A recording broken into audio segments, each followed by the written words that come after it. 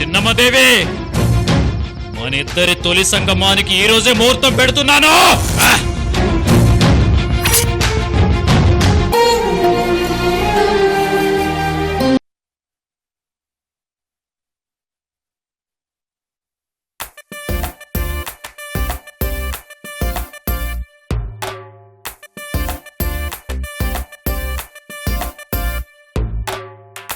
నా వైపు చూడ్డం కాదు, ముందా పని కానివ్వు.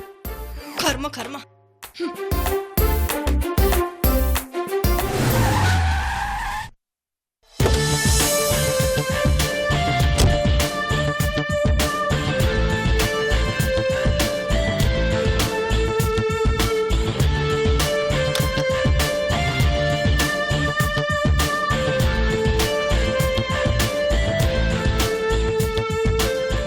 అమ్మా కృష్ణవేణి, బామ్మగారు, వంశీగారు భోంచేశారా? లేదమ్మా, ఇంకా భోంచేయలేదు. ఆయన భోంచేసే టైం అయింది కదా బామ్మగారు. వంశీకి భోజనం పెట్టడం కోసం ఆఫీస్ నుంచి వచ్చావమ్మా? ఎంతసేపు? మళ్ళీ వెళ్ళిపోతాను బామ్మగారు. నీతో ఒక విషయం మాట్లాడాలి. ఇలా వచ్చి కూర్చోమ్మా.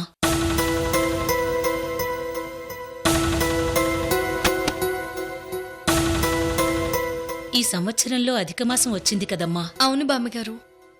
కాబట్టి తల్లి బిడ్డకు, అత్తయ్య కోడలికి, చెల్లెలు అక్కకి ఒకరికొకరు పసుపు రంగు చీరలు పెట్టుకోవాలి. అలాగే కుంకుమ రంగు గాజులు పెట్టుకోవాలి. అలా పెట్టుకుంటే ఏవైనా దోషాలుంటే తొలగిపోయి శుభాలు కలుగుతాయి. ఒక తల్లి తన బిడ్డకు పెడితే ఆ బిడ్డ పసుపు కుంకుమలు చల్లగా ఉంటాయమ్మా. నీ సౌభాగ్యానికి, నీ ఐదోతనానికి చిహ్నాలైన నల్లపూసలు, కుంకుమ బొట్టు, కాలిమెట్టెలు, గాజులు పొరపాటున కూడా జారనివ్వకు. అలాగే అక్క చెల్లెలికి పసుపు చీర గాజులు పెడితే ఏవైనా దోషాలుంటే పోయి పెళ్ళిళ్ళవుతాయమ్మా. అవును కృష్ణవేణి, అమ్మ ఇందాక నాతో చెప్తే నమ్మలేదు. బట్ సెంటిమెంట్స్ కదా, తప్పదు. బామ్మగారు చెప్పింది నిజమే. అధిక మాసంలో బట్టలు పెట్టుకోవడం సాంప్రదాయం అయినా కాకపోయినా ఎంతో బిజీ లైఫ్లో ఉన్న వాళ్ళకి కాసేపు కలిసి బట్టలు పెట్టుకొని ఆనందంగా మాట్లాడుకునే అవకాశం దొరుకుతుంది. అవునమ్మా, రిలేషన్స్ చాలా రిఫ్రెష్ అవుతాయి బామ్మగారు. లవర్స్ డే అని, మదర్స్ డే అని, ఫాదర్స్ డే అని ఇలా ఏదో ఒక ప్రత్యేకత పెట్టుకొని మనం మెసేజ్లు పెట్టుకొని విష్ చేసుకుంటాం. ఎంత హ్యాపీగా ఉంటుందో. అలాగే అధిక మాసం డే అనుకొని షాపింగ్ చేద్దాం. సూపర్ కృష్ణవేణి, వెంటనే వదిలిని అడిగి ప్రోగ్రాం పెట్టేద్దాం. సరే మయూరి. మరి నేను నీ ఆడపడుచును కదా, నాకు కూడా శారీ పెట్టాలి. తప్పకుండా మయూరి. అమ్మా కృష్ణవేణి, నాదొక చిన్న మాట. చెప్పండి బామ్మగారు. నువ్వు మీ పుట్టింటికి వెళ్ళి మీ అమ్మగారికి బట్టలు పెట్టి ఆశీర్వాదం తీసుకుని రావచ్చు కదమ్మా. అలాగే మీ చిన్నత్తయ్య, మీ అక్క అలివేణి అందరికీ బట్టలు పెడితే ఎంతో సంతోషిస్తారు కదమ్మా.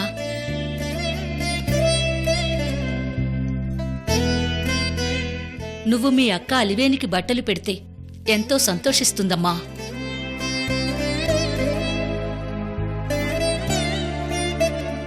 అవును కృష్ణవేణి, మీ అక్కకేదో పెళ్లి దోషం ఉన్నట్టుంది కదా.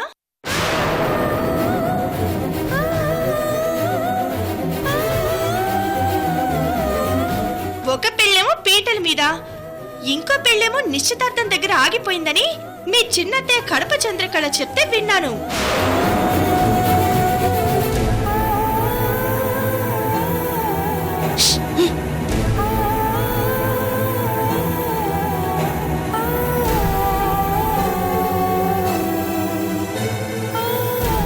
అంటే చెల్లెలు పెళ్లి చేసుకుని వెళ్ళిపోతే అక్క ఇంట్లో ఉందేంటి, ఏదైనా దోషమా అని అనుకుంటారు కదా.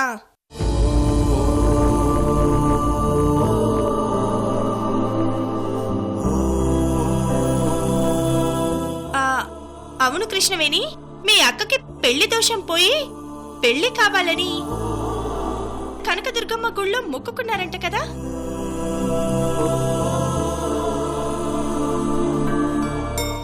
మీ చిన్నతయ్య చెప్తే విన్నాను.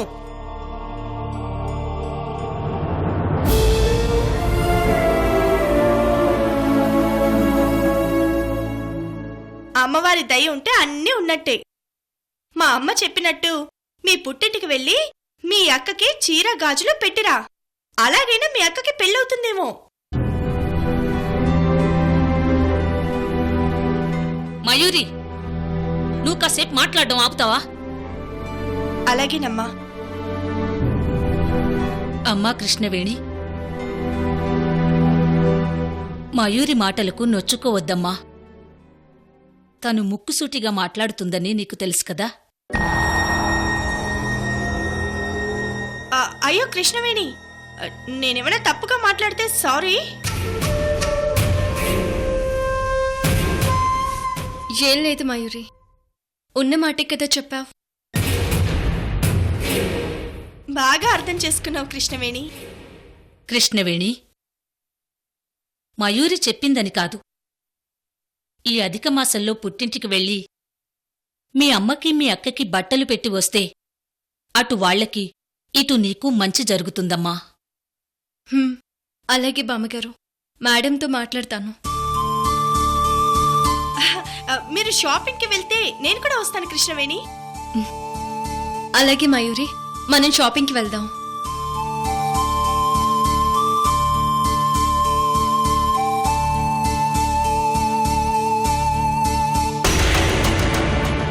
మయూరి, నీ అధిక ప్రసంగం మానుకోవా? ఏమ్మా, మనం జమీందారులం. వదిన దగ్గర అణిగి మణిగి ఉంటే ఓకే, కృష్ణవేణి దగ్గర కూడానా? ఛీ పోమ్మా, నీకేమీ తెలీదు. అది కాదమ్మా, అలివేణి పెళ్లి విషయం నీకెందుకు? నువ్వలా మాట్లాడడం వల్ల తను బాధపడదా? బాధెందుకు? ఇప్పటికైనా మన ఇంటి డ్రైవర్కో లేకపోతే మన ఆఫీసు ప్యూన్కో తన అక్కనిచ్చి పెళ్లి చేస్తుందేమోనని ఐడియా ఇచ్చాను.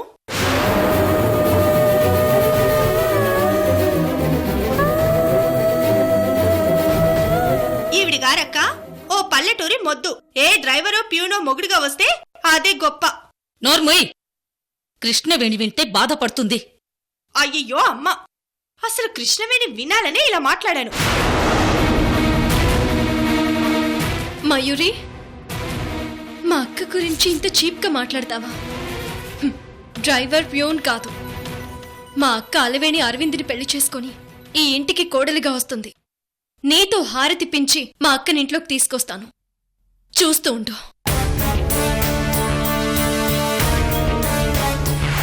చీపురు కట్ట చేతికొచ్చినా ఇంకా చీప్గా మాట్లాడడం మాత్రం పోలేదు. చిచి,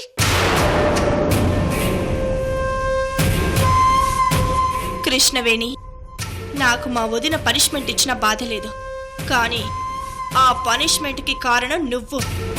నిన్ను వదిలిపెట్టను. మయూరి, అయ్ బాబాయ్, వదిన.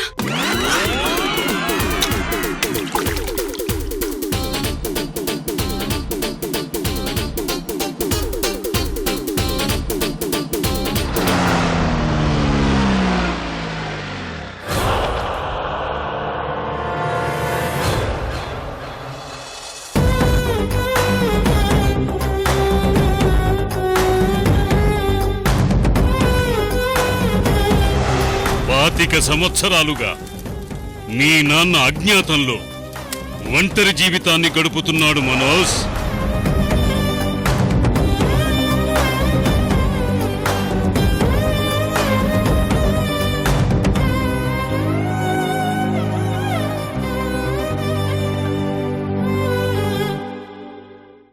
మనోజ్, వచ్చావా? రాత్రంతా నీకోసం వెయిట్ చేశాను. ఫోన్ స్విచ్ ఆఫ్ చేశావేంటి? నీకేమవుతుందో ఏమోనని భయపడిపోయాను.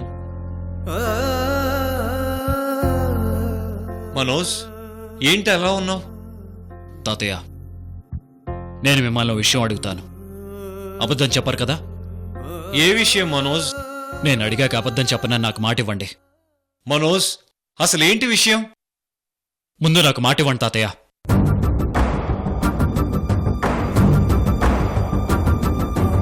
సరే అడుగు మనోజ్. మా నాన్న ఎవరు?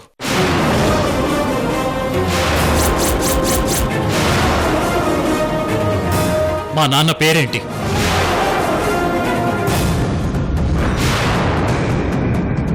అసలు బతికే ఉన్నాడా చనిపోయాడా?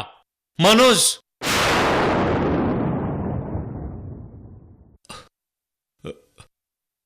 మీ నాన్న బ్రతికే ఉన్నాడు మనోజ్.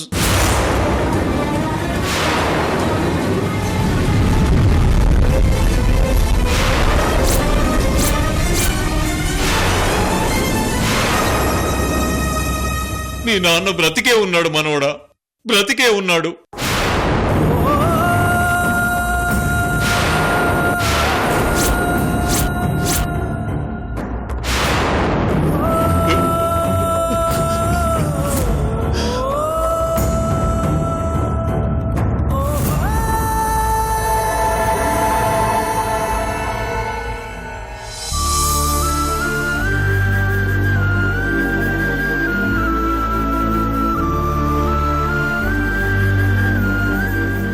ఎన్ని సంవత్సరాలు మరి ఈ విషయం నాకెందుకు చెప్పలేదు తాతయ్య?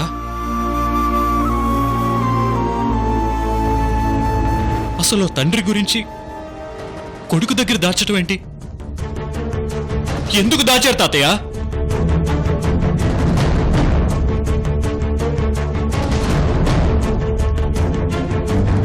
మీ నాన్న తన గురించి నీకు చెప్పొద్దని నా దగ్గర మాట తీసుకున్నాడు మనోజ్. తన గురించి తెలియకుండా నిన్ను పెంచుకోమని నాకు అప్పగించాడు మనోజ్.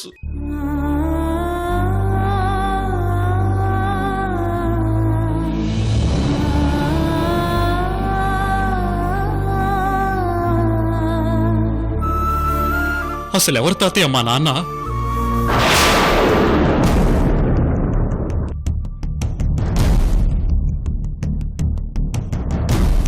మీ నాన్న రాజగోపాల్ నాయుడు.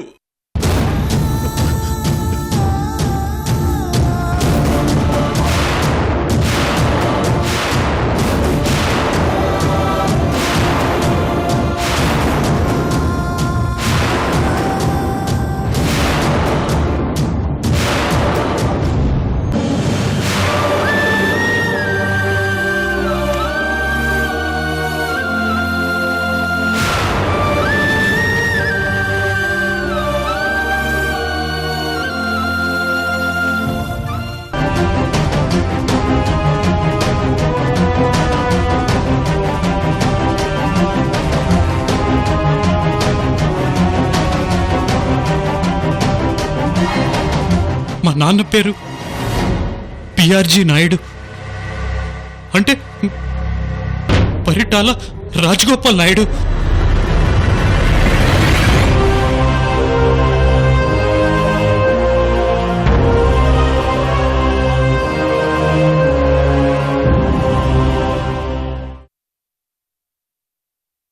నిజం మనోడా, రాజగోపాల్ నాయుడు మీ నాన్న.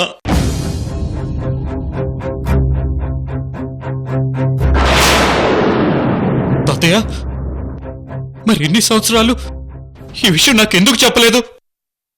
ఏమని చెప్పను? 8 ఏళ్ల వయసులో మీ నాన్న నిన్ను చంపేయాలనుకున్నాడు.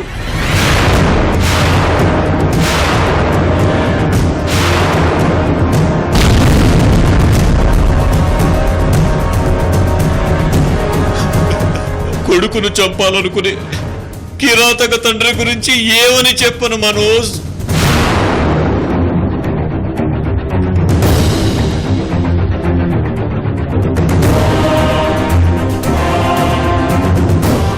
అందుకే నీకే రోజు మీ నాన్న గురించి చెప్పలేదు.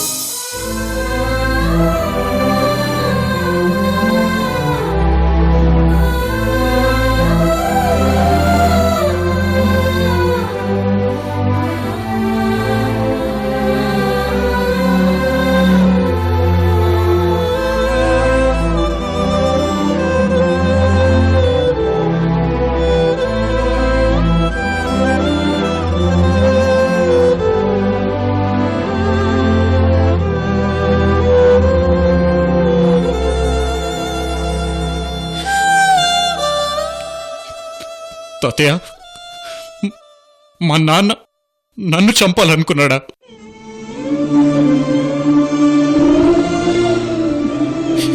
అసలు ఏంటి తాతయ్య మీరు మాట్లాడేది?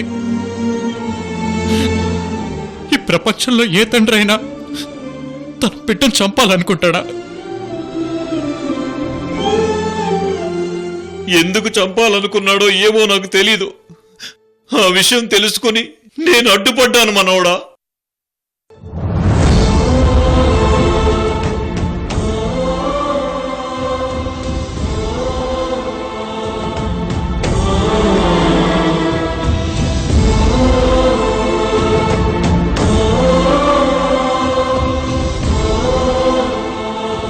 ఈ ప్రపంచం నుంచి నా మనవణ్ణి దూరంగా తీసుకెళ్లి పెంచుతాను. మళ్ళీ ఇండియాకు రాను, నీ గురించి నీ కొడుకు చెప్పను అని మీ నాన్నకు మాటిచ్చి నిన్ను తీసుకుని అమెరికా వెళ్ళిపోయాను మనవడా.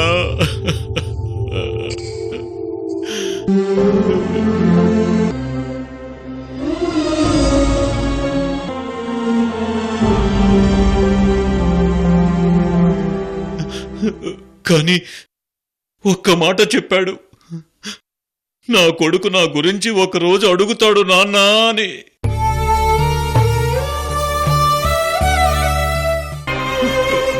ఆ రోజు నా గురించి చెప్పు అన్నాడు.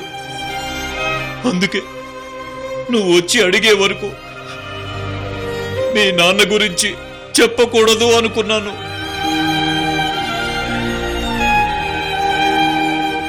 ఇన్ని సంవత్సరాలు నీకు చెప్పలేదు మనవడా. అసలు మీ నాన్న గురించి ఇన్ని సంవత్సరాలుగా అడగలేదు, ఇంకేం అడుగుతావు అనుకున్నాను. కానీ ఈరోజు అడిగావు. నిజం చెప్పాను మనవడా, నిజం చెప్పాను.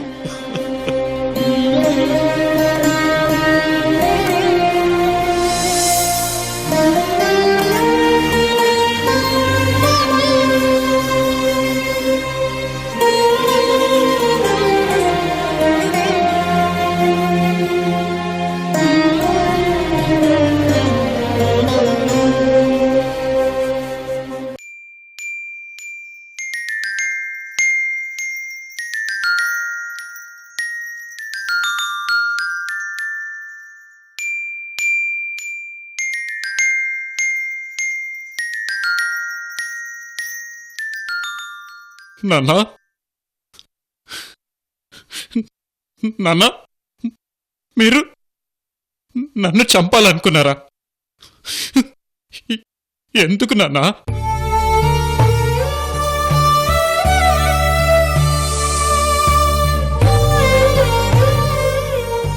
నీ కొడుకు ఎంత గొప్ప సైకియాట్రిస్ట్ అయ్యాడు నీకు తెలుసా నాన్నా? ఆ రోజు నా పక్కన మీరు కూర్చున్నారు. మిమ్మల్ని చూసి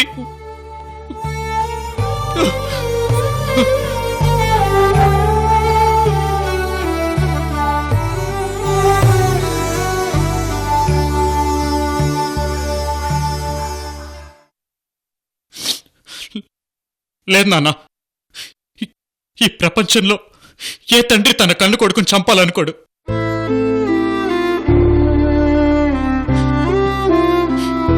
ఏదో జరిగింది నాన్న, ఏదో జరిగింది.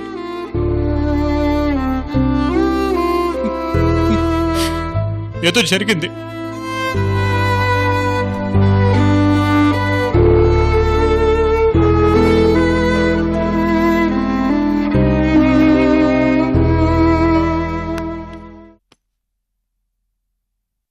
తాతయ్య, నాన్నని చూడాలను తాతయ్య.